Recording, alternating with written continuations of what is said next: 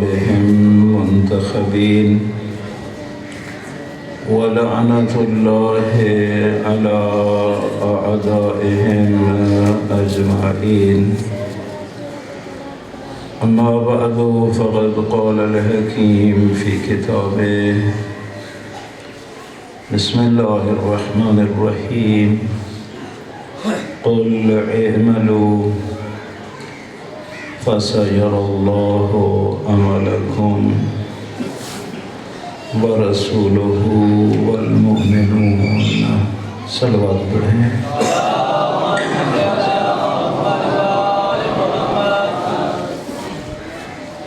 جس طرح برادر بزرگوار سے آپ سماعت فرما رہے تھے کہ ایمان اور عمل کا ہونا ضروری ہے. جتنے ہی انبیاء علیہ السلام آئے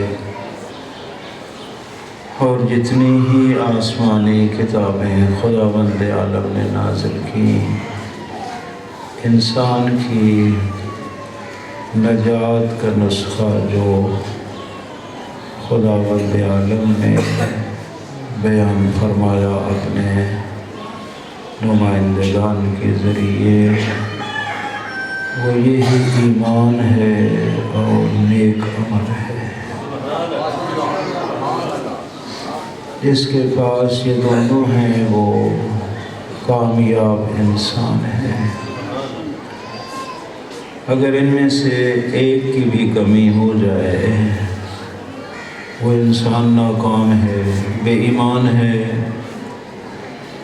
وہ بھی جہنم جائے گا. بد عمل ہے تو کچھ اعمال برے ایسے ہیں جو مومن کو بھی شاید کچھ وقت کے لیے جہنم لے جائے. ایک ہے ہمیں یہاں سے کچھ بتایا جاتا ہے، ایک ہے تیرے اور میرے مذہب کی حقیقت جو قرآن و معصوم ہستیوں نے بیان فرمائی ہے. اس میں اگر آپ غور کریں نہج البلاغہ میں مولے متقیان کا ایک ارشاد موجود ہے. ایک شخص آیا حضرت کی خدمت میں اور آ کے عرض کرتا ہے یا علی صف لنا الموت، کہ مولا موت کے اوصاف بیان کرو. حضرت نے جواب میں ارشاد فرمایا وَعَلَى الْخَبِيرِ سَقَطْتُمْ، تم نے موت کے بارے میں اس سے پوچھا جو موت کی حقیقت سے سب سے زیادہ باخبر ہے. اس کو خبیر کہا جاتا ہے. یہ احد امور الثلاثہ، تین امور میں سے ایک امر ہے موت. اما بشارت بنعیم الابد و اما بشارت بتعذیب الابد و اما امر مبہم.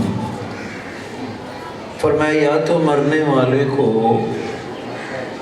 ہمیشہ کی جنت کی خوشخبری سنا دی جاتی ہے،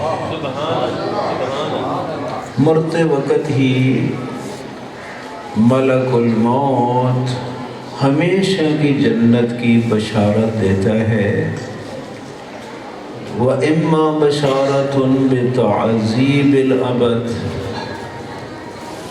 یا مرنے والے کو ہمیشہ کے عذاب کی خبر سنا دی جاتی ہے.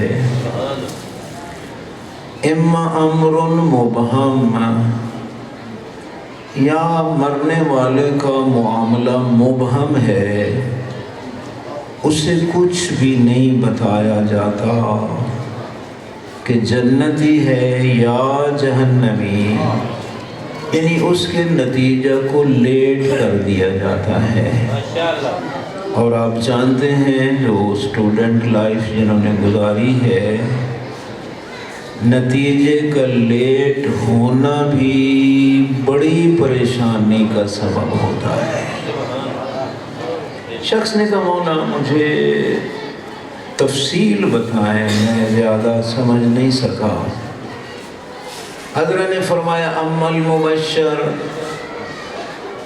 بالنعیم الابد فهو ولینا المطیع لامرنا،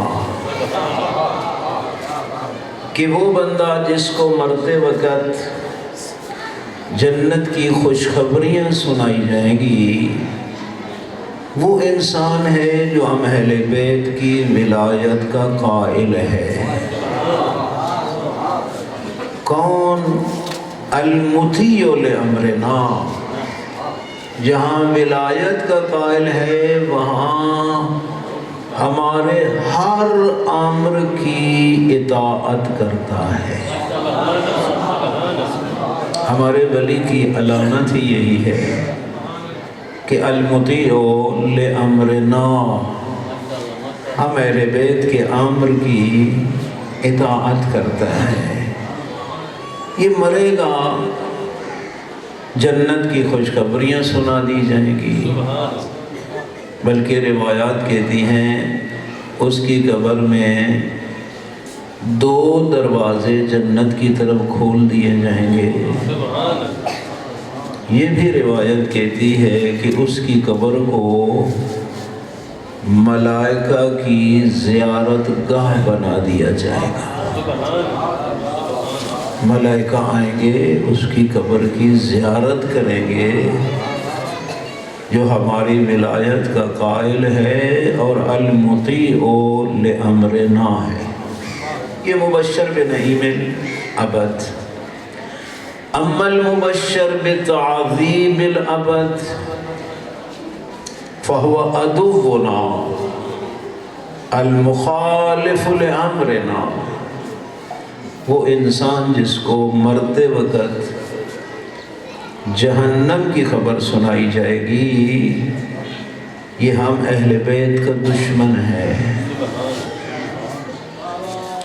اور المخالف لامرنا، جو ہم کہتے ہیں وہ نہیں کرتا، کسی اور کی مانتا ہے۔ بلکہ جب اس سے پوچھا جاتا ہے بتانا نماز میں آنکھیں بند کریں یا کھولیں، تو کہتے ہیں جعفر صادق کو دیکھ لو، کھولتا ہے تو بند کر دو، بند کرتا ہے تو کھول دو۔ یہ وہ بدبخت ہے کہ مبشر بتعذیب الابد، مرے گا جہنم کی خبریں سنائی جائیں گی۔ وہ تیسرا کہ جس کا نتیجہ لیٹ ہے، مولا وہ کون ہے؟ فرمایا فَهُوَ مُحِبُّنَا المصرف علی نفسہ، ہماری محبت کا دعویٰ کرتا ہے لیکن اللہ کی نافرمانی کر کے اس نے اپنے اوپر ظلم کیا ہے۔ اس کو مرتے وقت کوئی نہیں پتا کہ جنت ہے یا جہنم۔ شخص کہتے ہیں مولا پھر یہ جو آپ کا محب ہے اور اس نے غلطیاں کی ہیں، مکالے ملے ہیں، کیا یہ آپ کے دشمنوں کے ساتھ محشور ہوگا؟ فرمایا کلا، ہرگز نہیں۔ ٹھیک ہے غلطیاں اس نے کی ہیں، لیکن ہماری محبت اس کے دل میں ہے، ہمارے دشمن کے ساتھ محشور نہیں ہوگا۔ بلکہ جو نہج البلاغہ میں حضرت نے فرمایا عین ممکن ہے کہ 3 لاکھ سال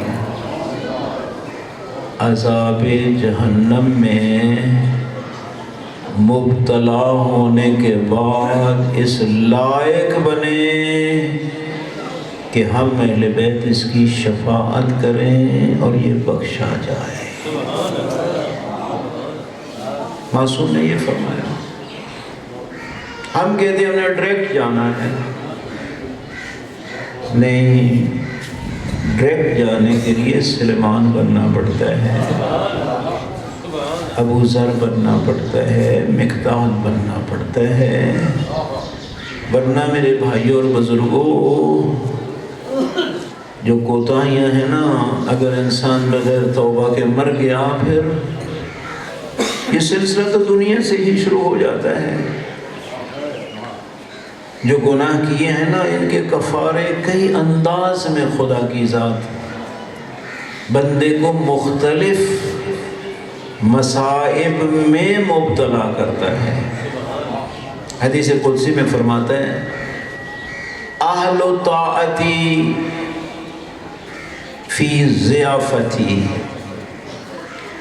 اہل شکری فی زیادتی اہل معصیتی لا اویسہم من رحمتی اداویہم بالمحن والمصاب۔ فرماتا ہے 3 قسم کے لوگ ہیں، ایک وہ ہیں جو ہمیشہ میرے مطیع ہیں، جو ہمیشہ میرے مطیع ہیں، وہ ہمیشہ میرے مہمان ہیں۔ فی ضیافتی، میں میزبان ہوتا ہوں، وہ میرے دسترخوان کے مہمان ہوتے ہیں۔ جو اہل طاعتی فی ضیافتی اہل شکری فی زیادتی، جو میرا شکر ادا کرتے ہیں میں ان کو اور زیادہ دیتا ہوں۔ نظام ہے خداوند عالم کا، اللہ کا شکر ادا کرو گے، وَلَئِن شَكَرْتُمْ لَأَزِيدَنَّكُمْ، تم شکر ادا کرو میں اور زیادہ دیتا جاؤں گا۔ اور شکر سے مراد یہ نہیں ہوتا کہ انسان تسبیح لے لے شکراً للہ شکراً للہ شکراً للہ، اجر ہے اس کا، لیکن ہر نعمت کے مطابق اس کا شکر ہوتا ہے۔ قرآن کی آیت ہے اعملوا آل داؤد شکرا، اے آل داؤد عمل کر کے میرا شکر ادا کرو۔ خداوند عالم نے لاکھوں دیا ہے، گندم ڈھیر ساری ہے، بس تسبیح لے لوں شکراً للہ شکراً للہ شکراً للہ، نہ اسے زکوٰۃ دوں، نہ اسے خمس دوں، نہ کسی مسکین کو دوں، اس شکر کا فائدہ نہیں ہے۔ واجبات ادا کرنے کے بعد راہ خدا میں لٹانا یہ شکر ہے، یہ نہیں ہے فقط تسبیح سے نہیں۔ اعملوا آل داؤد شکرا، اے آل داؤد عمل سے ایک نعمت کا شکریہ ادا کرو۔ دیا ہے نا خدا نے، اس کو راہ خدا میں دو، پھر وہ زیادہ دیتا ہے، اس کا نظام ہے جو اس کی راہ میں دیتا ہے۔ جو چیز بھی خدا نے دی ہے اگر آپ اس کی راہ میں دیں اس میں اضافہ ہوتا ہے۔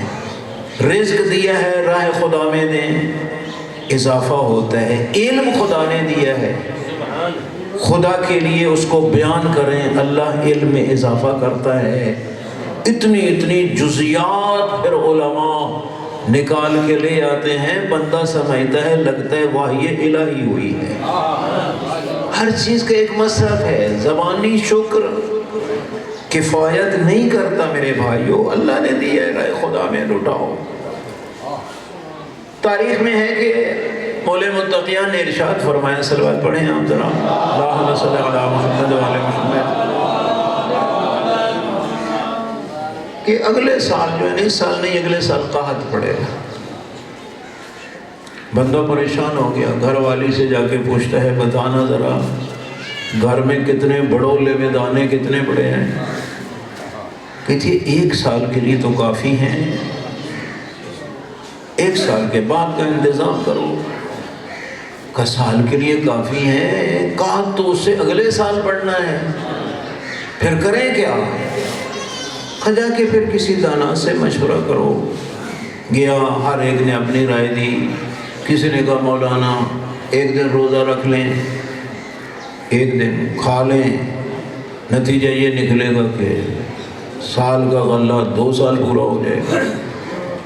دوسرے نے کہا نہیں مولانا 2 روٹیاں کھاتے ہو تو 1 کھا لو، 1 بچا لو، اگلے سال پھر وہ کام آ جائے گا۔ گھر والی سے کہتے ہیں کہ مختلف آراء آئی ہیں، کس پہ عمل کریں؟ بڑی دانا تھی، کہ ان کی رائے کو چھوڑ، جس نے قحط کی بات کی ہے اس سے پوچھ علاج کیا ہے۔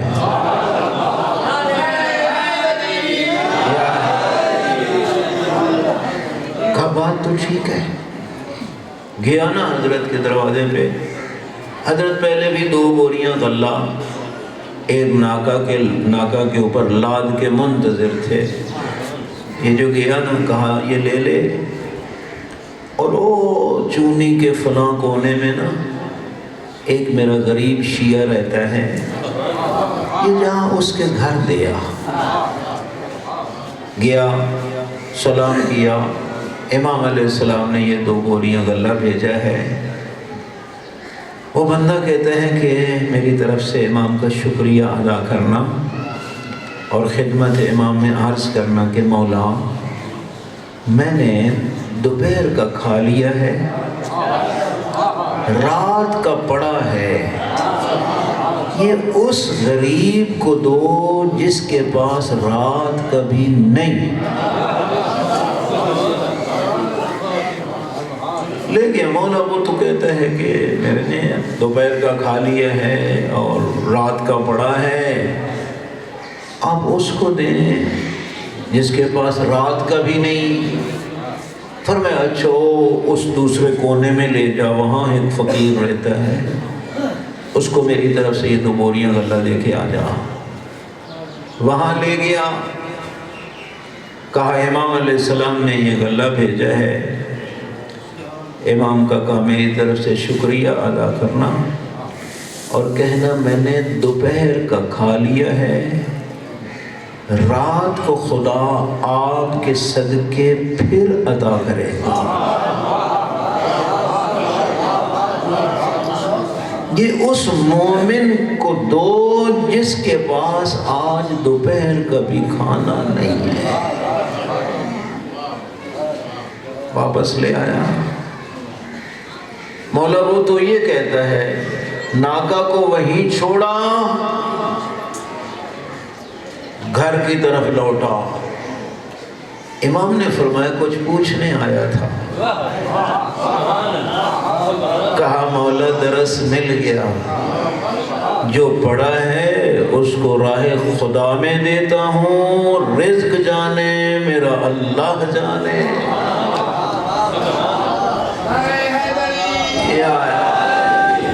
یہ شکر ہوتا ہے، یہ نہیں ہوتا کہ ساری ہر چیز پہ سانپ بن کے بیٹھ جاؤں اور تسبیح لے لوں اور شکرانے پہ شکرانہ، شکرن للہ شکرن للہ۔ نہیں، نہج البلاغہ میں انسان سوچ یہ جو تیرے جتنے اعضاء ہیں نا یہ تیرے نہیں ہیں، یہ اللہ کی دی ہوئی نعمتیں ہیں، اور نعمت کا شکرانہ واجب ہوتا ہے۔ ان کا کم از کم شکرانہ یہ ہے کہ اپنے اعضاء کو وہاں خرچ کرو جہاں ان کے پیدا کرنے والے کی رضایت ہو۔ ہم سمجھتے ہیں ہمارے ہیں، نہیں ہمارے نہیں ہیں۔ تاریخ میں ہے وہ جو تنہائیوں میں لے گئی تھی زلیخا جناب یوسف علیہ السلام کو، آنکھیں جھکا کے بیٹھے تھے یوسف۔ زلیخا نے کہا تھا یوسف تیری کتنی خوبصورت آنکھیں ہیں، ذرا اٹھا کے میری طرف دیکھ تو صحیح۔ فرمانے لگے زلیخا تجھے اشتباہ ہے، یہ میری نہیں ہے، کسی نے دی ہے، اور جس نے دی ہے نا اس نے شرط لگائی ہے کہ اس کی دی ہوئی آنکھوں سے اس حالت میں تجھے نہ دیکھوں۔ جب ہمیں علم ہو جائے گا نا کہ یہ ہماری ہر چیز نہیں، اس نے دی ہے، چونکہ دیتا ہے اور پھر خریدار بنتا ہے، کوئی اتنا کریم ہے۔ ان اللہ اشتری من المؤمنین اموالہم وانفسہم بان لہم الجنہ، مومن کو سب کچھ دیتا ہے، جان بھی دیتا ہے، مال بھی دیتا ہے، پھر خود کہتا ہے مومن بیچتا ہے مجھے، سب کچھ دے کے پھر خریدار بنتا ہے، اور پھر بولیاں لگاتا ہے، بولیاں دیتا ہے، ایک کے بدلے 10 لے لے دے دے۔ مجھ جیسا لالچی کہتا ہے نہیں، ریٹ بڑھا دیتا ہے، کہتا ہے 70 لے لے دے دے، نہیں پیکج بڑھاتا ہے 100 لے لے دے دے، 700 لے لے دے دے، اس پہ بھی نہیں راضی، 700 کا کئی گنا دوں گا، اب تو دے دے۔ یہ کس نے دیا؟ یقین کرو ہمارا یقین نہیں ہے ان چیزوں پہ، اگر یقین ہو رہا ہے خدا میں لوٹاتے ہوئے لذت آتی ہے۔ مولوی متقیان سے یہ سوال ہوتا تھا، یا علی آپ دونوں ہاتھوں سے دیتے ہیں، باسط الیدین، یعنی دونوں ہاتھ کھلے اور آپ دیتے ہیں، اس کی وجہ کیا ہے؟ فرماتے تھے جب مال میرا ہے ہی نہیں، جس نے دیا ہے اس کی راہ میں لٹاتے ہوئے علی کو لذت آتی ہے۔ اور یہی وجہ تھی کہ پھر جب میدان کارزار میں بھی جاتے تھے تو کبھی تو زرہ بھی نہیں پہنتے تھے۔ پوچھا جاتا تھا یا علی زرہ کے بغیر لڑتے ہو، خطرہ نہیں ہوتا کہ جان سے مارے جاؤ؟ فرماتے تھے جب جان میری ہے ہی نہیں، جس نے دی ہے اس کی راہ میں قربان کرتے ہوئے علی کو لذت آتی ہے، تب ہی تو ضرب لگتی ہے تو کہتے ہیں فزت و رب الکعبہ، رب کعبہ کی قسم علی کامیاب۔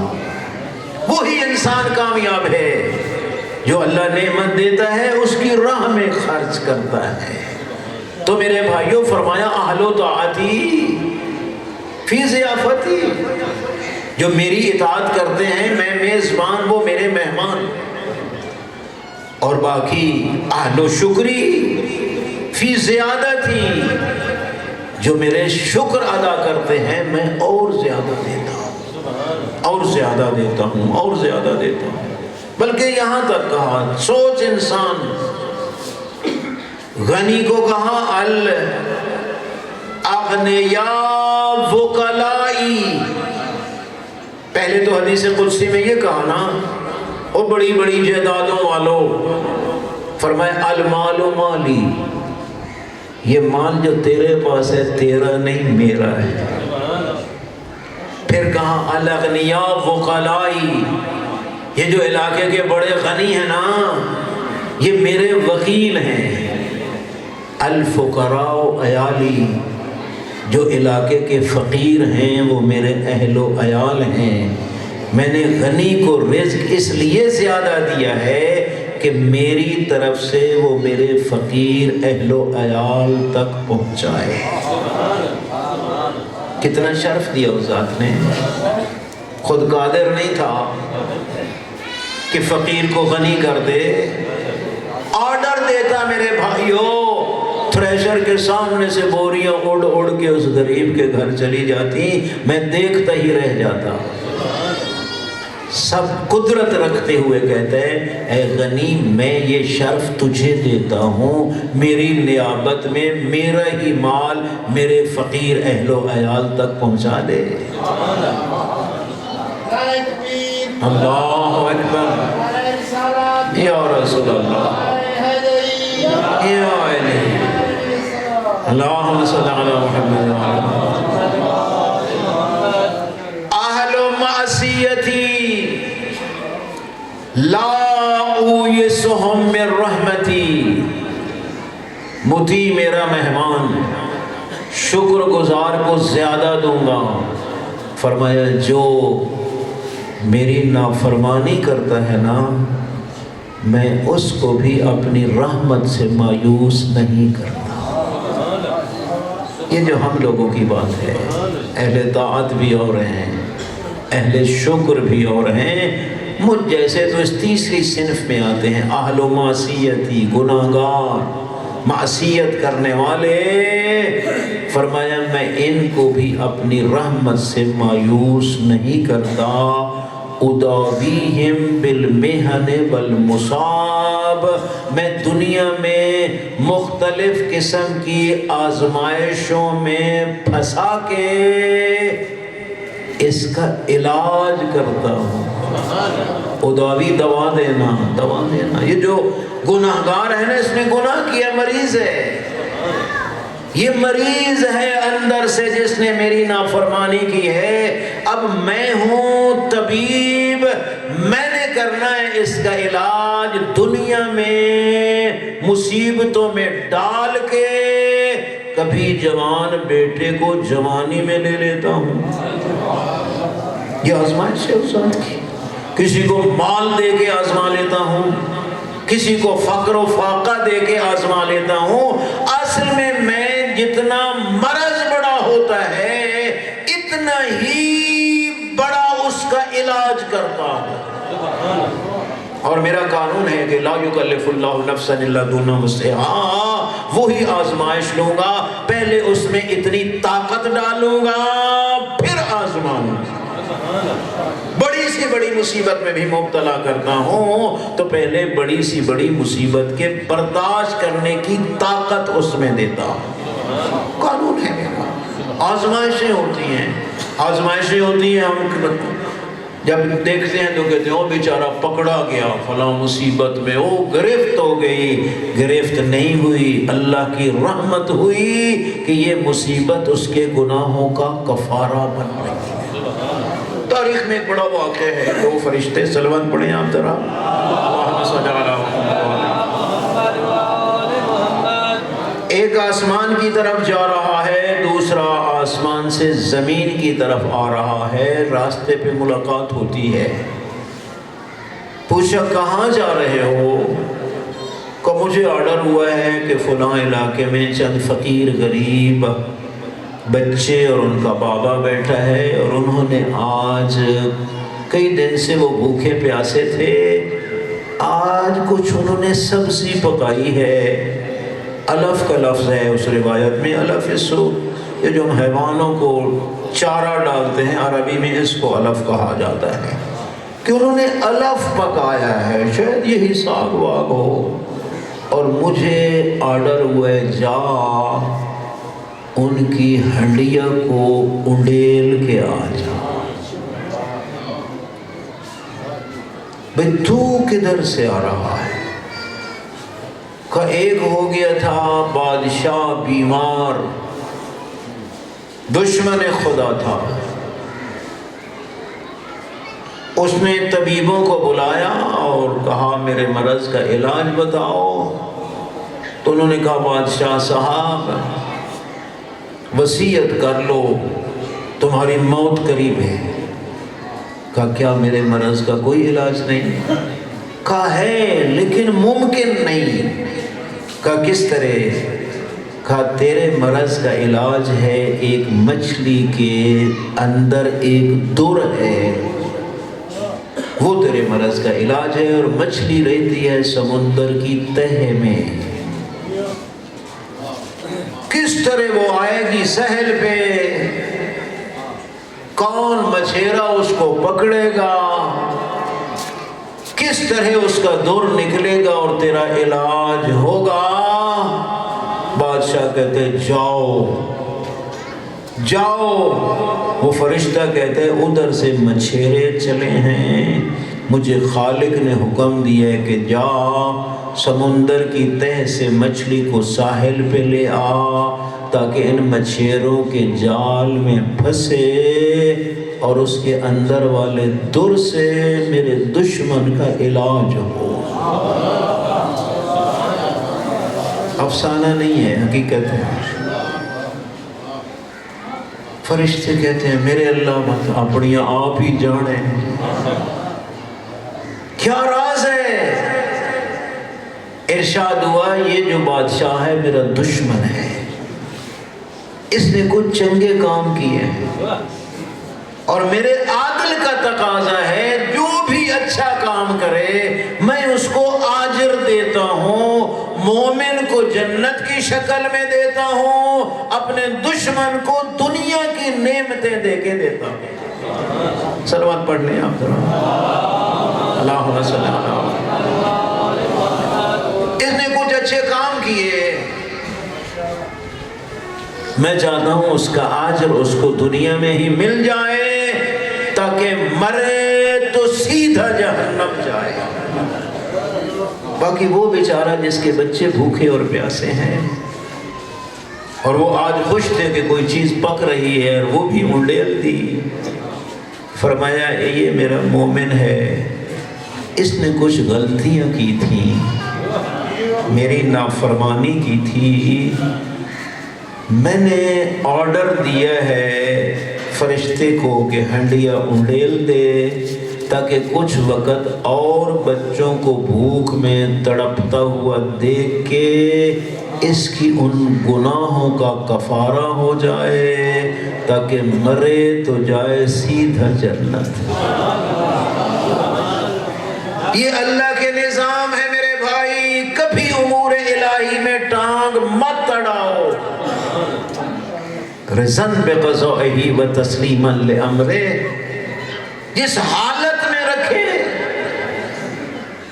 اسی پہ راضی، اسی پہ راضی۔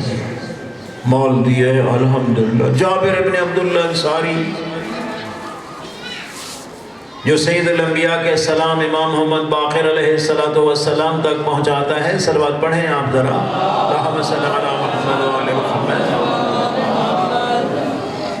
جب باقر العلوم کو سلام پہنچائے اور امام نے جواب دیا تو امام نے سوال کیا تھا کیف اصبحت یا جابر، جابر کس طرح دن گزر رہے ہیں آپ کے؟ کہا مولا میری حالت یہ ہے کہ میں صحت سے مرض کو بہتر جانتا ہوں، چونکہ میں نے آپ کے جد سے سنا ہے کہ اگر مریض جب مریض ہوتا ہے تو اس کے گناہ جھڑتے ہیں، اور پھر یہ بھی روایات میں ہے کہ اگر اتنا مریض ہو جائے جو صحت میں نیکیاں کرتا تھا مرض کی وجہ سے نہ کر سکے، تو وہ کریم خالق کہتا ہے میرے اس بندے کی جو نیکیاں صحت کے عالم میں کرتا تھا آج مرض کی وجہ سے نہیں کر رہا، ان نیکیوں کو لکھتے رہو جب تک یہ قادر ہو انجام دینے۔ اسی مرض میں جانے والا ایک عطیہ ہوتا ہے، میں مرض کو بہتر جانتا ہوں، زندگی سے موت کو بہتر جانتا ہوں، مال دولت سے فقر و فاقہ کو بہتر جانتا ہوں۔ چند ایسے جملے جب جابر نے کہے نا تو معصوم نے ارشاد فرمایا جابر یہ تیرا عقیدہ ہے، ہم اہل بیت پیغمبر کا نہیں۔ تڑپ گیا، سید الانبیاء کا صحابی اور باقر العلوم تک آیا ہے، لیکن معصوم فرماتے ہیں یہ تیرا عقیدہ ہے اہل بیت پیغمبر کا نہیں۔ کہ مولا پھر آپ کا کیا عقیدہ ہے؟ فرمایا خدا دولت دے ہم اس پہ راضی، راہ خدا میں لٹا دیتے ہیں، فقر دے ہم اس پہ راضی، صحت دے ہم اس پہ راضی، مرض دے ہم اس پہ راضی، زندگی دے ہم اس پہ راضی، شہادت دے ہم اس پہ راضی، رضا نہ اہل البیت رضا اللہ اہل بیت کی مرضی اللہ کی مرضی کے تابع ہے۔ اصل یہ ہے میرے بھائیوں، اگر عقیدہ یہاں تک پہنچ جائے، یقین کرو ذرا بھی ٹینشن نہیں رہی، ذرہ برابر بھی، اگر انسان اس کے فیصلے کو قبول کر لے۔ اس لیے جس حالت میں رکھے میرے بھائیوں اور بزرگوں، اسی حالت پہ راضی رہو، اپنی رائے کبھی خدا کو نہ دی کرو۔ یقین کرو معصوم ہستیاں فرماتی ہیں خدایا اگر تیرا حکم دعا مانگنے کا نہ ہوتا، ہم کون تھے جو تجھے کہیں ایسا کر اور ایسا نہ کر۔ دعا کیا ہوتی ہے میرے بھائی؟ یہی ہوتی ہے نا، خدایا بیٹا دے بیٹی نہ دے، رائے دے رہے ہیں نا اللہ کو کہ چونکہ تیرا آرڈر ہے تو ہم مانگتے ہیں، اگر تیرا آرڈر نہ ہوتا یہ انسان کون تھا جو تجھے رائے دے۔ اس لیے جو خاصان خدا ہوتے ہیں نا، سامنے آتش نمرودی ہوتی ہے، جھولے میں جھول رہا ہے خلیل الرحمن، تڑپ جاتا ہے جبرائیل کہ تیرا خلیل جل رہا ہے، اس کی مدد، کہا جا تیری مدد مانگتا ہے تو جا۔ اسی جھولے کے دوران آئے تھے جبرائیل، کہا تھا تجھے کسی کی مدد کی ضرورت نہیں، خلیل الرحمن نے کہا تھا ہے تو صحیح مگر تیری مدد کی نہیں، اما الیک فلا، مجھے تیری مدد کی تو ذرا بھی ضرورت نہیں ہے۔ کہا پھر اپنے خالق سے مانگ لے، کہا کیوں مانگوں، اسے پتہ نہیں میں کس حالت میں ہوں۔ کفا من سوالی علمہ بحالی، میرے مانگنے کی مجھے ضرورت ہی نہیں ہے، وہ جانتا جو ہے۔ تاریخ کربلا میں آپ پڑھیں نا تو مظلوم کربلا کے ایک جملہ ملتا ہے، خدایا ان سب مصائب جو میرے اوپر ڈھائے گئے ہیں، ان کو ایک چیز نے میرے لیے آسان کر دیا ہے کہ سب کچھ تو دیکھ رہا ہے، تو اس پہ راضی ہے، میں اس پہ راضی ہوں۔ اس لیے میرے بھائی اور بزرگوں اپنے مناجات کے جملے میں یہی کہتے ہیں، خدایا ترکت الخلق ترن فی ہواک وَأَيْتَبْتُ الْأَيَّالَ لِكَيْ أَرَاكَ، خدایا میں نے ساری مخلوق کو چھوڑ دیا ہے تیری خاطر، تیری خاطر، میں نے اپنے اہل و عیال کو یتیم کر ڈالا ہے تاکہ تیری رحمت کا دیدار ہو جائے۔ خدایا میرا باقر یتیم، میری سکینہ یتیم، تیری رحمت کے دیدار کی خاطر لو قطعت فی حبک اربا اربا لما حن الفؤاد الی سواک، خدایا اگر حسین کے بدن کے ٹکڑے ٹکڑے کر دیے جائیں پھر بھی حسین کے ذہن میں تیرے غیر کا تصور تک نہیں آئے گا، آخری سجدے میں بھی یہی کہے گا لا معبود سواک یا غیاث المستغیثین، وہ سب کی مدد کرنے والے لائق عبادت تیری ہی ذات ہے۔ امام نے کیا کہا تھا، اگر میرے بدن کے ٹکڑے ٹکڑے کر دیے جائیں لیکن میرے بھائیوں تھوڑی ہی مدت کے بعد یہی اگر حقیقت میں بدل جاتا ہے، دوڑا دیے گئے گھوڑے زینب کے ویر کی لاش پہ ہو گئی ٹکڑے ٹکڑے حسین کی لاش، اور ذرا پوچھ اس زین العابدین سے جو پھپھیوں کو کوفہ میں چھوڑ کے آیا ہے، ظالم کے دربار میں آیا ہے، ایک چٹائی بچھا کے بیٹھا ہے، کہیں سے کوئی ٹکڑا اٹھایا، کہیں سے کوئی ٹکڑا اٹھایا، اپنے ہاتھوں سے گڑھا کھودا، گرم ریت ڈال کے یہی قبر حسین ابن علی الذی قتلوہ عطشانا. لوگو یہ اس مظلوم حسین کی قبر ہے اور جس کو پیاسا ذبح کر دیا گیا. اِنَّا لِلَّهِ